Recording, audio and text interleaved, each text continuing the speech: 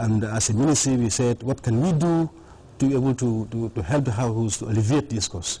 So we came out with these school improvement grants, and it has been developed actually to alleviate the cost burden on parents. Okay, and all forms of levies. Schools used to charge school fund, development fund, GAMO fees, etc., etc. To alleviate those costs, we said, okay, let's give something to schools so that they can stop, at least help parents not to pay those grants, those levies to schools again. So this year we're starting with the lower basic schools, and we are giving each child $100 per child a year, and we are paying them to the school accounts, but they are going to be paid in 3 installments. The first installment was paid by 15th September, and by that we required schools to give us accounts either with the Gambia Teachers Union Cooperative Credit Union, that's the GTUCCU, or the Catholic Education Secretariat Cooperative Credit Union, that's the SESCU. And at this moment, as we speak, most of the, if not all the schools have already provided the accounts, and the monies have been paid into their accounts. So you mean the school improvement grant is here to make sure that parents don't pay school fees anymore? Levies. Levies. Levies. Yes, and it begins with the lower basic school for this year? Yeah, no, the lower basic school was non-fee paying. Okay. So, but the levies that schools used to ask of parents, this has come to alleviate that. Okay. Right. So what are as far as the schools are concerned, what are the do's and don'ts as far as this school improvement grant is concerned? First of all, in order to use the school improvement grant, the schools need to have school improvement plans, plans on how to improve teaching and learning during the course of the year. Okay, so first of all, the first thing is to have the school improvement plan. That's a necessity. The second thing is to ensure that the regions also, they send these school improvement plans to the regions, so the regions will also evaluate these plans, and so that they also take note of the priority areas of the schools. Because before the grants will be paid to the schools, they have to request through the regions, so that the regions will know the priority areas of the schools, and then if they agree with them, then they'll pay the grants to the schools. So the children are no more paying levies? No. But what about the studies in schools?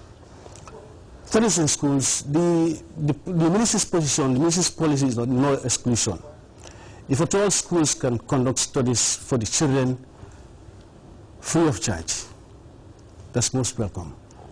Or if at all, as far as the ministry stands, that no child should be left behind, or because of my parents' financial status, no child should not be disallowed not to attend studies. So you mean if teachers are to conduct studies in schools, so it should be in such a way that all students should participate, and they should not pay. Otherwise, they are free not to conduct studies in schools. Or if the parents can organize themselves in such a way that they'll charge themselves and pay the teachers themselves without involving the school, then that's also possible. But then again, the ministry's position is, because of the parents' non-ability of paying, the child should not be allowed to send out of studies. So there's no exclusion. Every child should be allowed to attend studies anyhow. Okay, Esa, so from the Gambia Teachers Union, a body representing the interests of teachers. So, Esa, what's your own take on this issue of school improvement grant? Thank you, Louis, and good evening, viewers. As far as we are concerned, that is the Gambia Teachers Union, we really appreciate the energy of the ministry, and then we really subscribe to all the principles and ideals governing the school improvement grant. But our bone of contention, if you like, in quote, here has to do with the issue of implementation. As a union and as a professional body, we are conscious of the fact that the Section 30 of the Constitution actually provides the fact that all persons in this country shall have equal educational opportunities. And by extension, it has indicated categorically clear that basic education shall be free, compulsory, and available. And we are conscious of the fact that for government to be able to say every child must go to school, that is the compulsory aspect of it, it should make education free. We are aware of that. And we are also conscious of the fact that if you look at the 2010 country status report on education that was published, it has definitely indicated that household expenditure on education alone stood, for the Gambia, stood at 2.8% of our GDP, which definitely is much more higher than the African average, which stood at 2.1%.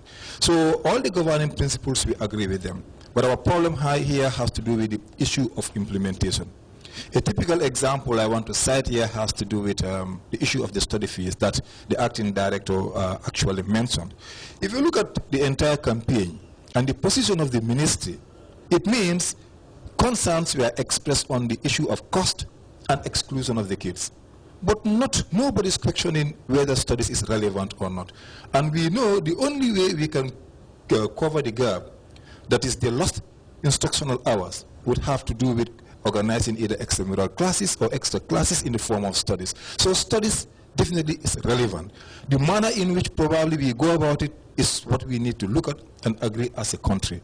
But definitely it is relevant. So totally banning it, literally speaking, I think is a concern. What are teachers' reaction on the studies? Well, it's rather unfortunate. They're really not happy about it because the consultation probably is not very adequate. And two, they are conscious of the impending consequences and implications of banning it per se. Because if you want to get the school total out of the practice, you're making life much more difficult for the parents. Because only those who can afford it would be able to hire the service of teachers in their homes and provide the necessary tutorials that we're talking about. So why can't we come as a country or as major stakeholders, come together, establish a body, and probably come up with what we call a national fee? If we all agree at $50 per child per month, that's it, regardless of whether you can afford it or not.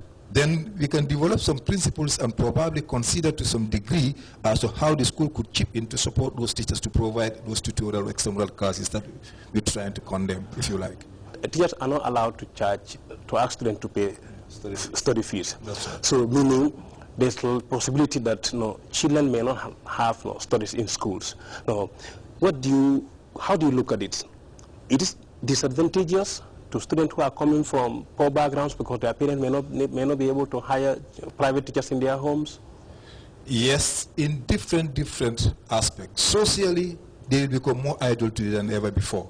As soon as they close from school, they have nothing absolutely to do, unless if they have very keen parents who are, in a position of probably providing the necessary services. And then looking at the current status quo, where most of the working mothers, fathers and mothers for that matter, close at 6 o'clock. If a child closes from school at 1:30, 2 o'clock, from 2 to 6 o'clock, only God knows what he or she would be engaging. So socially also, there is that social dimension where morally or socially, the engagement that the teachers do at the level of the school also provides some support, indirect support to the parents. Coming to the academic arena, you look at Region 1, you look at Region 2. In the Gambia, our standard is 880 instructional hours, but this is hard to come by. Now, the fundamental question is, how do we cater for the lost instructional hours? It's through extramural classes, extra classes in the form of studies. Now, if the issue, what the union is complaining about, if the issue is about cost and exclusion, but not relevance, let's come together and develop the necessary principles or modality, work out the modalities, and then come up with something where we will order. You're talking about instructional hours. What's the difference between contact and instructional hours? Yes, for ease of understanding, a simple example I can use, a scenario is, when you talk about contact hours, is the amount of time the child spends probably in school. This includes the assembly period, the break period, even the feeding period, even the time that the child spends on the highway to wait for the visiting head of state is part of the contact hours. But instructional hours here for the layman is the actual time spent in the classroom to effect teaching and learning. Now, if that is anything to go by, and looking at the distractions and some of the other factors that affect that, I think studies is one way of catering for such gaps. Okay. Mr. A.K. Sayang from the General Secretary, is the General Secretary of ALBAS, the Gambia Association of Lower Basic Schools. So now you're representing the heads of lower basic schools here. Yeah. Now, what are